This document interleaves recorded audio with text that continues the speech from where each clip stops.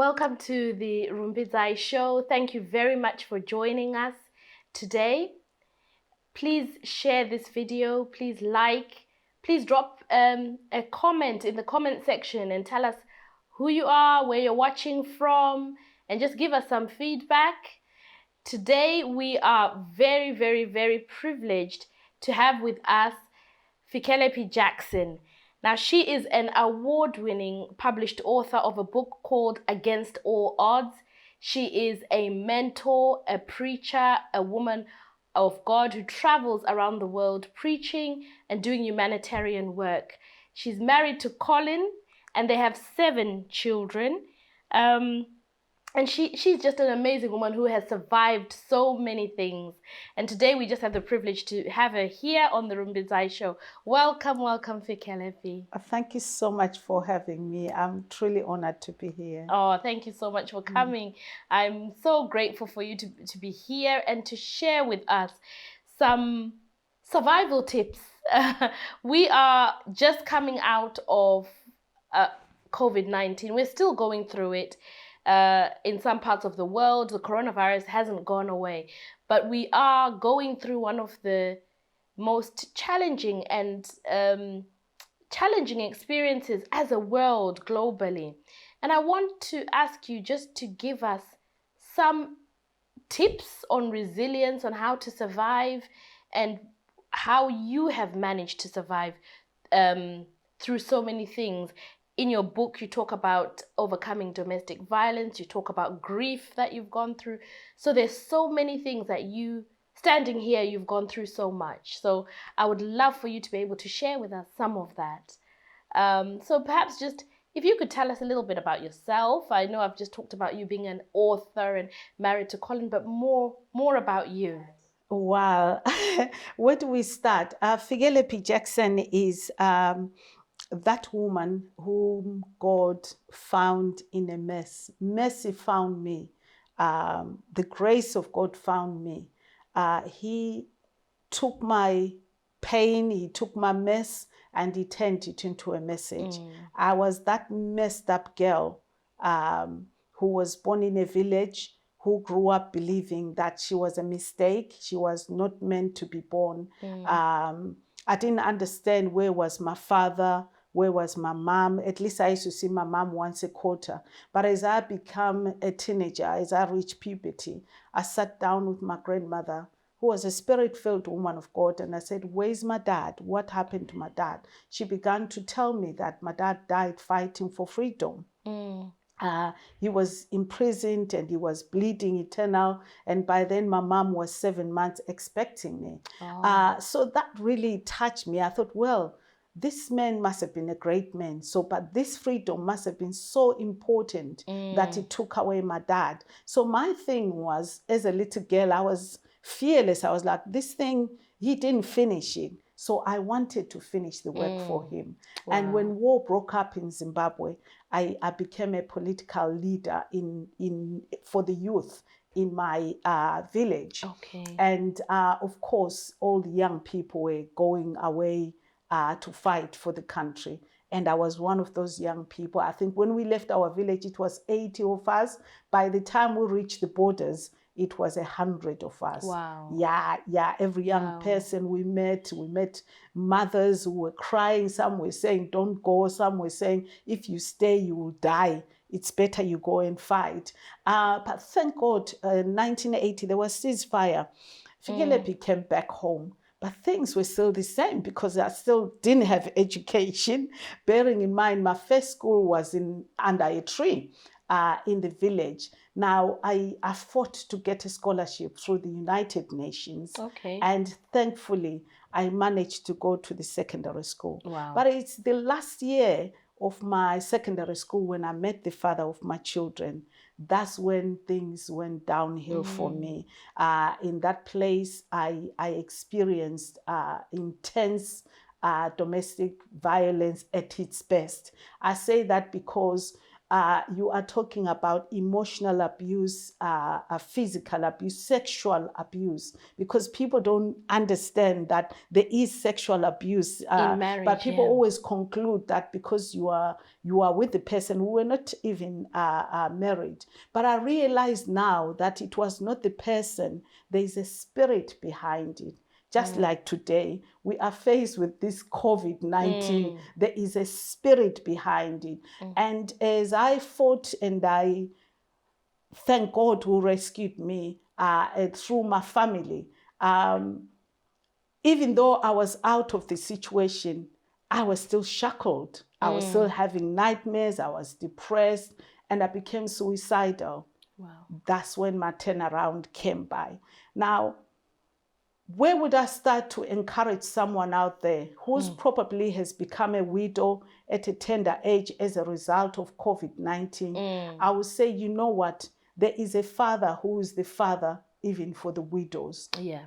I know it sounds so weird for me to say to that person that being a widow does not mean your life has come to an end. I use my mother as an example. Widowed as she was, this woman still went to Nkomponi, to township, to try and fend for us as her children. So I would like to say to that widow, your best days are ahead of you. Yeah. This season can either break you and take you into deep depression, or it can make you square up your shoulders and say, bring it on, like that bouncing ball that I mentioned earlier. Yeah. And that. But to that person who's probably now the doors are shut, maybe you had a good job, but the company has gone down. We've had redundancies. Because we had redundancies.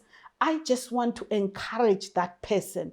Whenever one door closes, be rest assured that it's only the beginning of the next chapter of your life. It's a great opportunity for you to say, wow, what can I do? It's a great opportunity for you to dig deep and say, what other resources do I have? Can I stop you there? Yeah, please go ahead. On that, for people who've been made redundant, because so many people have lost their jobs during COVID-19.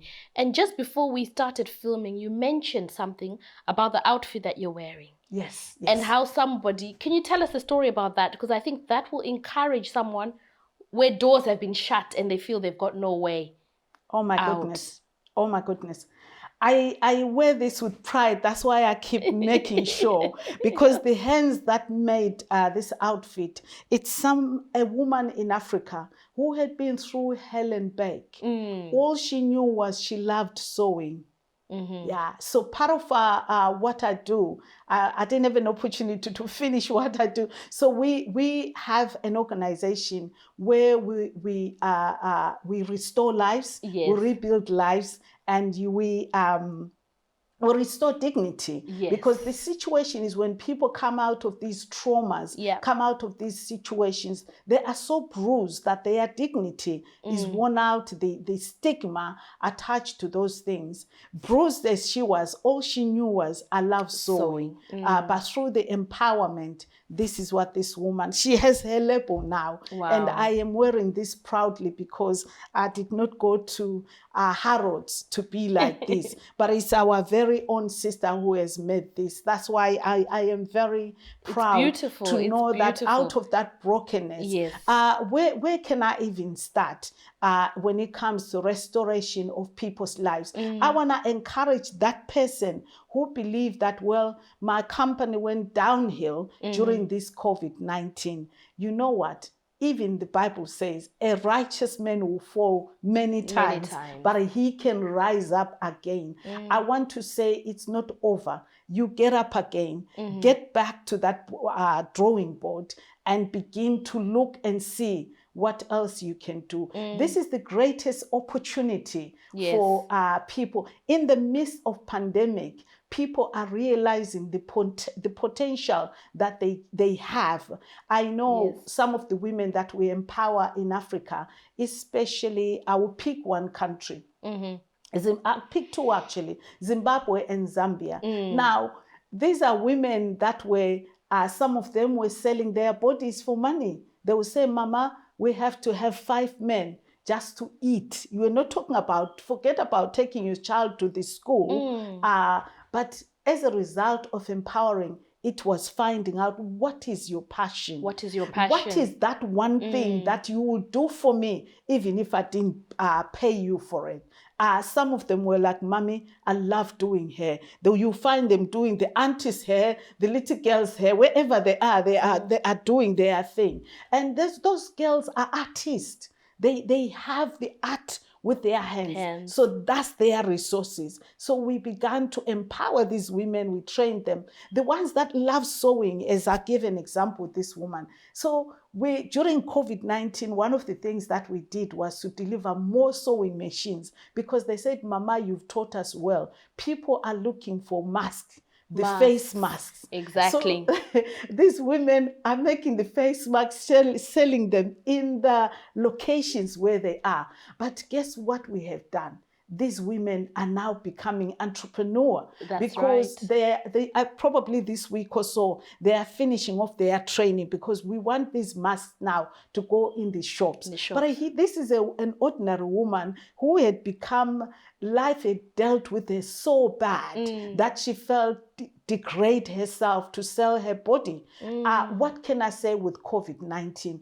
COVID-19 might have reduced you to nothing, but today I'm encouraging you to go deep, because you are stronger than you think. Amen. So, and I want to stop you again there, because I want to just pinpoint something there. So key, because you're dishing out nuggets. Powerful nuggets. And sometimes when we're here in England, like if we speak to people in England, COVID has exposed everything that we hold on to, because we hold on to our jobs, our source, everything that is around us. But it's now time to reinvent. I like what you said about the women who were prostituting themselves. They had to reinvent themselves. That's right. And use what was already within them, which was their hands, to now earn a living.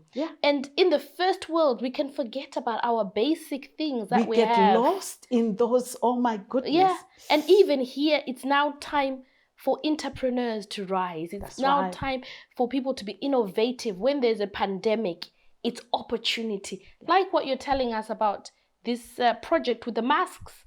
You know, even here, there's nothing to stop you. Why should you not sew in England? But we can end up going on benefits because it seems easier because there's a backup, isn't it? But we can miss out. So I love what you said. That's just one nugget for someone. I'll leave you to continue on to the next group. Absolutely. You know, then the next group was in Zambia. Oh my goodness.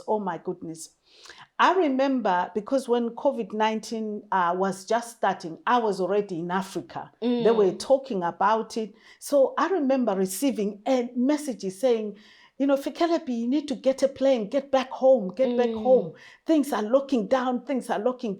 But I was very much committed to finish this assignment. I remember my flight being cancelled twice just to get to Livingstone, to where these women had been waiting. Each time the flight was cancelled, these women went back to their villages where they come from in Livingstone. But the following day, they will come again and gather for the workshop that we had already put in place. And I remember meeting this particular woman. As I speak, please allow me to be me, because she touched my heart.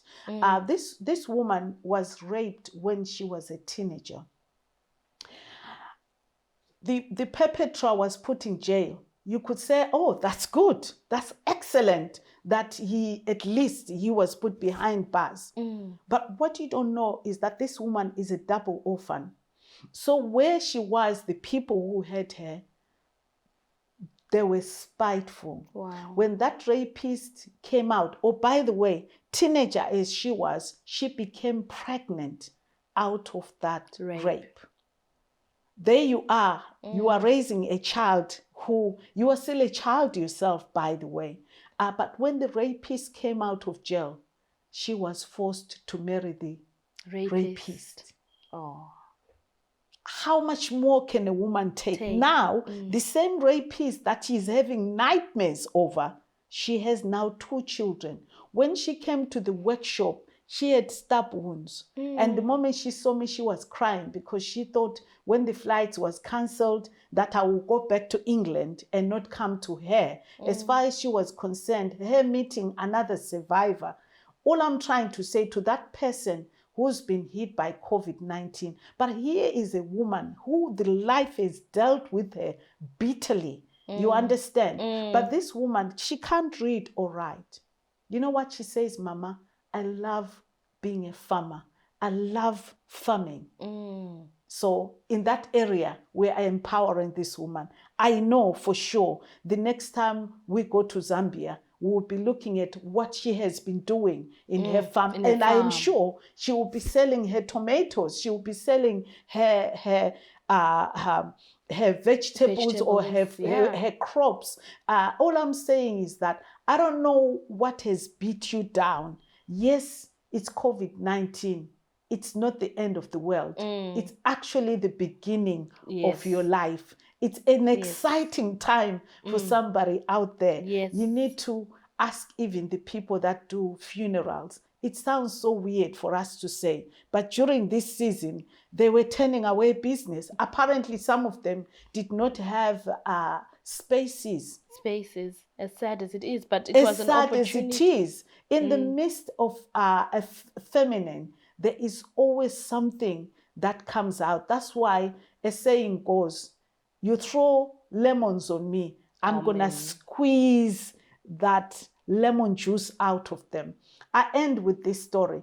There's a woman who was faced with a neighbor who did not like the color of her skin. This neighbor used to throw feces onto her garden. You can imagine the stench, the smell. But this woman had planted roses on her garden. Those roses began to blossom. They began to be so beautiful. And then the tide turned. This neighbor needed support. Things went downhill as life would. The same neighbor she used to do things to, she took a bunch of roses and took it to her neighbor. And the neighbor said, oh my God, these roses are so beautiful. And the woman reminded her, do you remember those feces you used to throw on my garden? Manure. This is what has come out of it. So I don't know, whatever has buried you on the ground, you are a spirit being. You need to fight underneath there. You need to be like that bamboo tree. The bamboo tree grows underneath. Hallelujah. It takes years to grow. By the time the thing buds out, I remember my late pastor telling me that it only takes 6 weeks to just shoot up. And then the other day, people think, who's that Fikelephi? Who's that Ruby? Who does she think she is? That bamboo tree. When you try to clip it, the more you clip it, the more it becomes bushy, the more it grows. And it's like even more frustration. And it grows so high. So whoever you are watching me here, if against all odds, when I lost my daughter died tragically on the M1, not just by herself. There were 4 girls in that car. Only one survived. Wow. I remember telling the policeman that it's not true. Take me to where my daughter is. I'm a woman of God. I will pray for her and bring her home. The policeman said to me, Mrs. Jackson, it's not possible because your daughter is in a mortuary. I said, take me to that mortuary. Mrs. Jackson, the mortuary is closed until 10 o'clock tomorrow. You can imagine. For 3 weeks, I couldn't sleep. I couldn't eat. I kept thinking I'm dreaming because remember I spoke about the abuse earlier. And now the grief. So this is the same child. It took us 10 years to get the children over here from Zimbabwe to join us from Africa. Africa. Can you see the pain? It's the pain that takes you back to the place where I was suicidal. Remember, I told you my turnaround. I don't know what COVID-19 has brought to people, but my own you could call it a wilderness experience, Yes. drove me to become suicidal. This thing of my daughter passing away, it took me back to that dark place. Until one day, my youngest son, who's doing law now, said to me, Mommy, I know Patience is gone. We call her Pepe. Pepe is gone. She's in heaven. She's not coming back again. But Mommy, we are still here. And we need our mommy back. Wow. I smelled the coffee, the bulb lights come on. And I was, oh my God, I have been so buried in my pain. So I'm speaking to somebody there, out there. Maybe this has brought you so much grief, but I'm asking you to just rise up again. Tomorrow will be a better day. It will, definitely. Yeah, nighttime does not last forever. Definitely. Tomorrow, the sun will shine again. Get up, dress up, show up. You will be surprised what is going to come out of your day. That's wonderful. That is so encouraging. And I knew that, you have so much wisdom, so many experiences, and so much encouragement for people who are going through grief, job losses, illness, fear, relationship breakdown. Everything that you've said, will minister to someone out there who's going through a traumatic time due to the COVID-19 that we've had, that we are having, and the loss that has been there. But restoration comes, joy comes in the morning, as you've said in your story. And I think everyone can take something from that, even just this short time that we've had, because we don't have a lot of time, but there's so much gold in what you've said. And I encourage everyone to listen, even listen again and again and again, and allow these words to become embedded in your heart so that you will start to believe it and to start to believe that there's hope. Fikelephi, it's wonderful, and thank you for that and for that encouragement. And just before we finish, I would love for you to share with us, because I know you've been doing some amazing work online, encouraging people, as much as you're doing a lot of work in Africa. Even in the UK, you've been doing a lot of work online with people here who have been struggling during this time, and bringing about and giving them hope. Could you tell us a little bit about the work that you're doing here? Wow. As you know, I think it was on Channel 4 the other day that Zimbabweans, most of them, we've died. Most of our sisters who were on the front lines have actually passed away or gone to be with the Lord. This thing grieved me. And one group is called Kogi Zindlovukazi. These are most girls from Matebeleland, and headed by Situle and her team. So she put us in different regions. By the way, I'm not for groups, because I get so busy. Not that I despise groups, it's a good one if they are gathering with good empowerment of each other.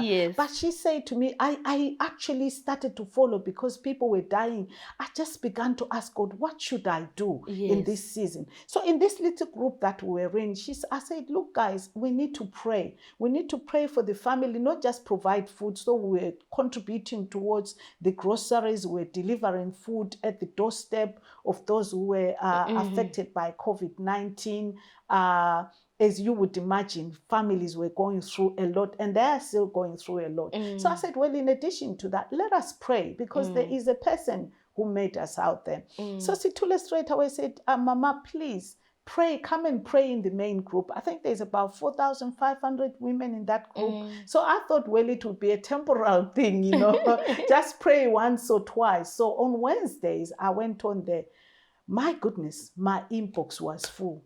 Mama, I'm COVID-19. In fact, one woman said she was gasping for air. Wow. She had called 111 and they told her, if you can't breathe, you need to call an ambulance. So she said, well, let me steam myself so I can gain strength to call the ambulance. And then she said she tuned in on online on Kogi's Ndlovuka. She heard me saying, if you've got COVID-19, we are praying for you. So she said she began to just receive it. She said she couldn't believe, because in the end she didn't call the ambulance. Wow. And her breathing was okay. Up to today, she's back to work now. That's amazing. So she then inboxed my son in Germany and said, your mom is an angel. I was dying. I know. She was positive of COVID-19. Wow. But that's the power of prayer. I'm not saying if you've got COVID-19, please seek help and take medication, whatever they ask you. But I'm just sharing just one of so many testimonies. No, it's Some important women to were share so that, depressed. And as a receiving of it, some of them, their husbands passed away. Please come and hold the service online. Help us to hold. I'm still doing it. And then there is Zim Women UK. This one, I was a part of it, but I didn't even know how many of them. It's about 10,000 women in there. So I went in there once or twice and I came out. And the next thing, my inbox is full. Mama, you had become a beacon of light. Please come back, we need you. Testimonies started coming through. Wow. So as we sit here, as long as God allows me, I stand with these women, because these women have become widowed at such a tender age. These women have responsibilities back home. We are far away from home, and it's important that we take care of each other. But one of the things I would not say, I must say before I leave, I want to shout out to the women, Eagle Women. Every morning at 8 o'clock, I have the women that I mentor without fail for the past 8 years. So we are on that prayer line. It's called the Eagles Threshing Floor.